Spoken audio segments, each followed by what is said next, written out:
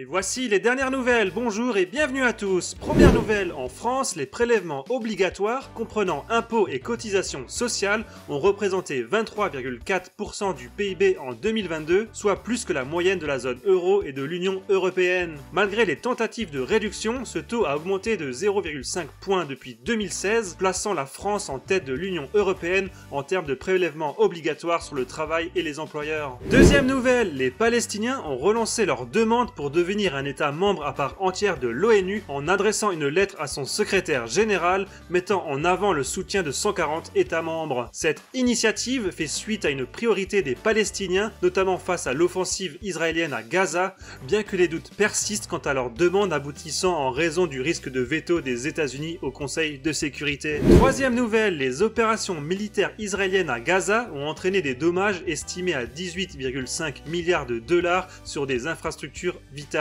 Ces dégâts ont notamment conduit à une crise humanitaire majeure avec plus d'1 million de personnes sans logement et une situation alimentaire précaire. Les bombardements aériens intensifs et une offensive terrestre menée par Israël à Gaza ont également entraîné la mort d'au moins 33 000 personnes, principalement des civils, selon le ministère de la Santé du Hamas. Quatrième nouvelle, une étude révèle que la grande majorité des plaintes pour violences sexuelles et conjugales, soit 86 et 72%, sont classées sans suite en raison du manque de preuves, posant un défi majeur pour les politiques judiciaires. Les violences conjugales bénéficient d'une réponse pénale plus sévère avec une augmentation des peines, tandis que les violences sexuelles voient leur taux de classement sans suite augmenter en raison de la complexité des preuves dans les affaires signalées. Cinquième nouvelle, un séisme de magnitude 7,4 a frappé Taïwan, provoquant des effondrements d'immeubles et causant plusieurs décès avec des alertes au tsunami émises dans la région. Ce séisme le plus puissant en 25 ans a entraîné des évacuations rapides dans les zones côtières et a suscité des préoccupations quant aux dommages potentiels dans plusieurs pays voisins. Et dernière nouvelle, le président ukrainien a abaissé l'âge de la mobilisation militaire de 27 à 25 ans pour faire face au manque de soldats dans l'armée ukrainienne